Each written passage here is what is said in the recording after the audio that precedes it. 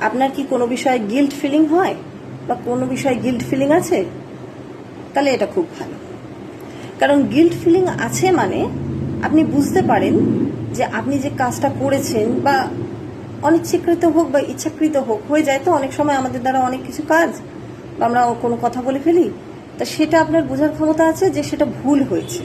তাই এই ঠিক ভুলের মধ্যে পার্থক্য যে করতে পারে, যে বুঝতে পারে, তাহলে তার মধ্যে সেই জ্ঞান এখনো পর্যন্ত আছে, বিবেকবোধ এখনো পর্যন্ত আছে। তাই গিল্ট ফিলিং যখন আছে তখন আপনি কিন্তু একদম ঠিক আছেন। কিন্তু এই গিল্ট ফিলিংকে বেশি দিন নিজের মনের মধ্যে পুষে রাখবেন না, কারণ তাহলে কিন্তু আপনি সেই আবার নেগেটিভিটির মধ্যে জড়িয়ে পড়বেন আর আপনার এনার্জি লেভেলও লো হয়ে যাবে। তাই যখন গিল্ট ফিলিং এসছে মনে, সেই গিল্ট ফিলিংকে ক্ষমা চেয়ে নিন নিজে ঈশ্বরের কাছে এবং তাড়াতাড়ি